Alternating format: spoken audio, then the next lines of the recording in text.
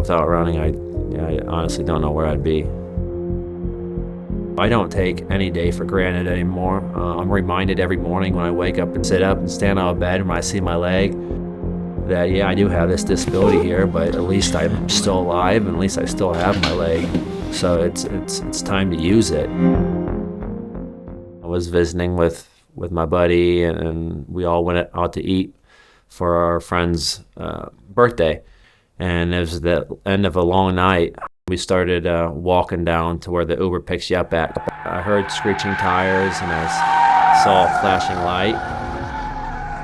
And it looked like there was a car coming directly at me. So I got hit pretty hard. And before I knew it, I was on the ground. The car never hit me itself. The car hit a concrete ballard. So those poles that are on sidewalks that are like every 5 feet, they keep cars off, they keep pedestrians safe while they're on the sidewalk. The car slammed into one of those. All of that concrete dislodged off there like shrapnel would, and dislodged off into my leg, and that's what about ripped my leg off. My leg felt like it was burning pretty good.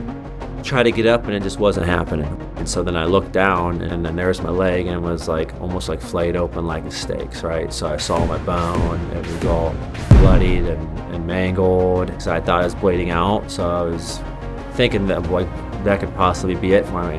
Like I could be dying right there on a cool concrete sidewalk there in Cleveland. They say life like flashes before your eyes, but honestly all I had was a bunch of different thoughts rush through me, you know, just like, am I going to see my parents again? Am I going to see my goddaughters again? And so I just started thinking about why me? That was the only time I was really ever super negative, thinking like, why me? Why did this happen to me? Because I knew at that time in my life, I was 32. I just ran 3 marathons in 5 weeks. I was in the best shape of my life. Had so many things going on for me, so many goals I wanted to do. I wanted to run all these marathons across the world. I wanted to possibly be, you know, a sergeant major in Ohio's Army. I was in the best shape of my life, so all I could think of was like, why me right now? And then my leg, I just know your leg's very important with all those things, right? So I just couldn't understand it. I couldn't wrap my head around it at that point, and I just knew I needed to focus on my breathing. So I was always told to find a point and to start focusing on your breathing, and that's what I did. So, I mean, I was looking up, so all I could do was search for a star and just start focusing, literally heavy, deep breaths in and out. The next thing you know, after I'm answering questions in the ambulance, is now I'm waking up in the emergency room. And so the trauma surgeon at the time, she was like, hey, we're gonna take you back now. And she told me, she was like, hey, she's like, we're not sure if we can save your leg. You know, it's pretty mangled up, pretty bad. We got to do a lot of work with it, but we're just not sure. And all I could tell him was like, hey, like, that's the least of my worries. I just want you to keep me alive. I'm like, keep me alive.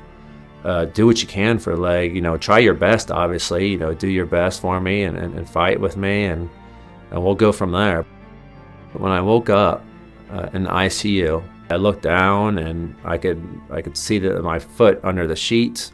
And so I could like see my toes, and so that was like the first big like big breath, right? I was like, okay, can I move my foot? Can I move my toes? And so I couldn't really move my foot, but I can move my toes.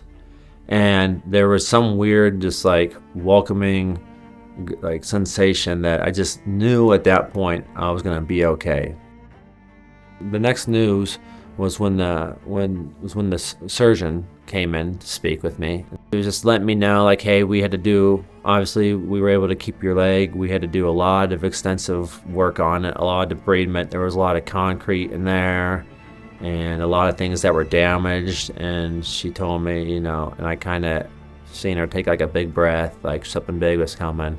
And she told me that they had to remove my calf muscles, that they had to remove my Achilles tendon, and that my lower calf muscles, my soleus, they kept in there in case I was to keep my leg, it would look like a leg. And so I'm trying to kind of grasp my head around all of that at once, and was a very daunting feeling, right? It's just thinking I no longer have my calf muscles, I no longer have my Achilles tendon, I have a lot of life to live. I have a lot of life to live, and I just don't have these things no more. They're gone.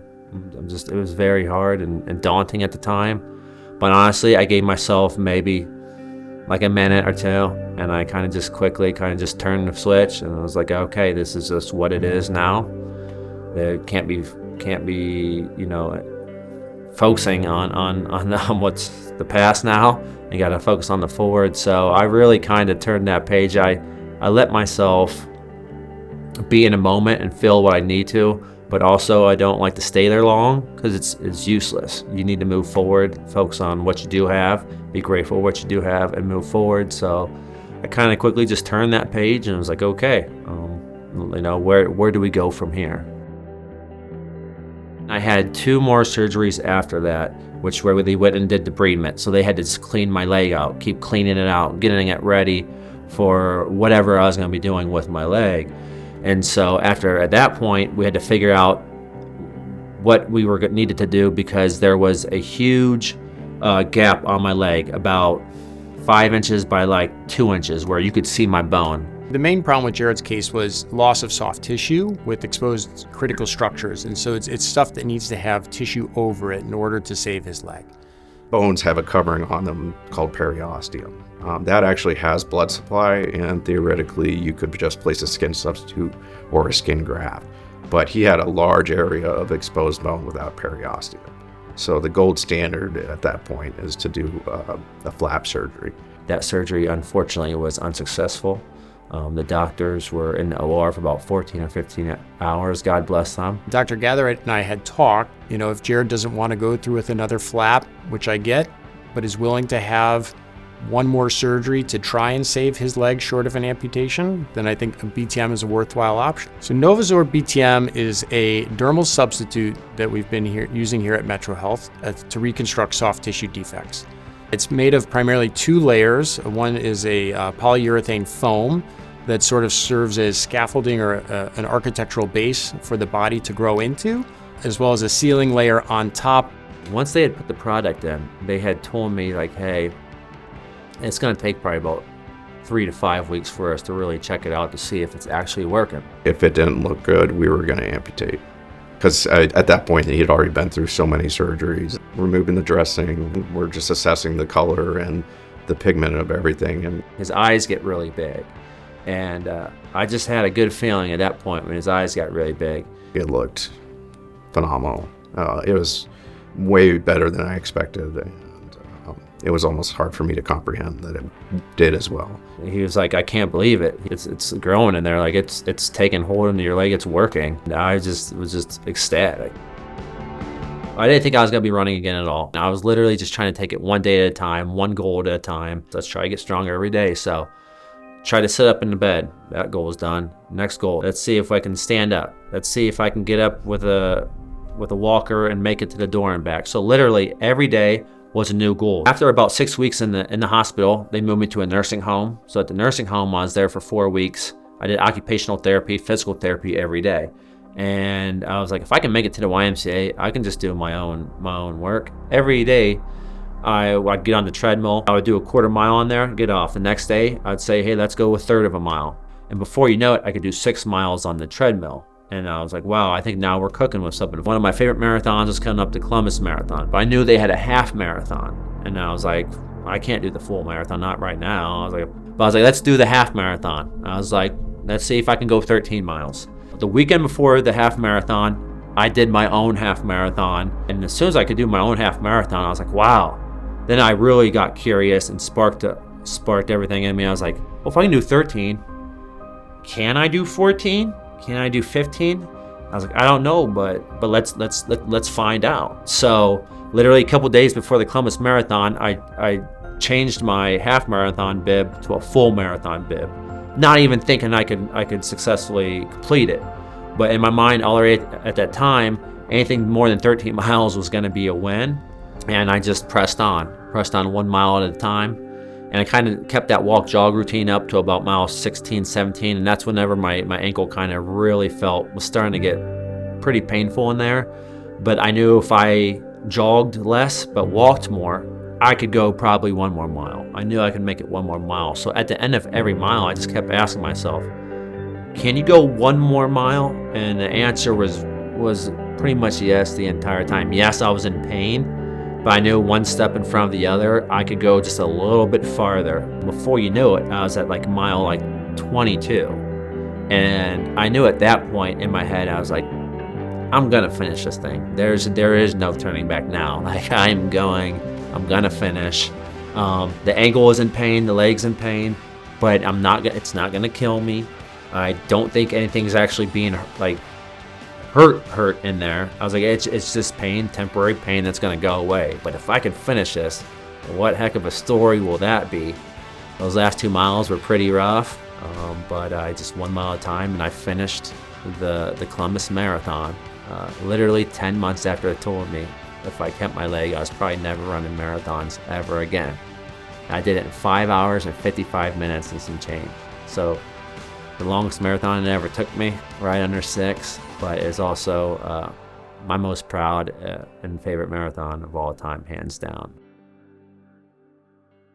I'm a changed man, that's for sure. I believe that you can do anything you put your mind to.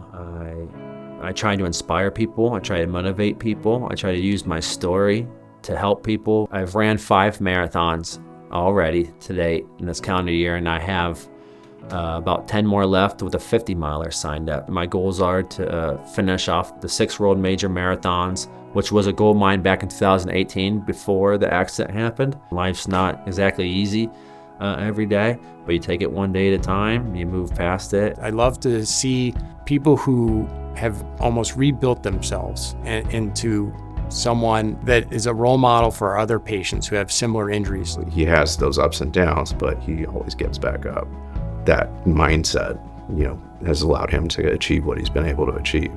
Everything he's gone through, everything he's done, everything he's going on to do, knowing the struggle he had to go to, he inspires me too. I learned that if you put your mind to it, and you work hard enough and you want it bad enough, that you can do anything in this world.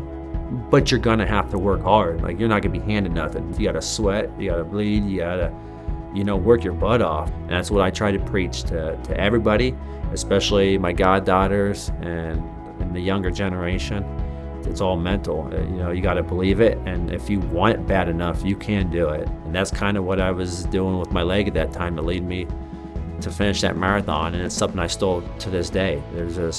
I believe I can do something, and even if I don't think I can do something, it doesn't stop me. Again, because there's nothing wrong with failing. Failing is how you grow. So I stay curious, and I stay searching for failure. I like to tell people I'm searching for failure.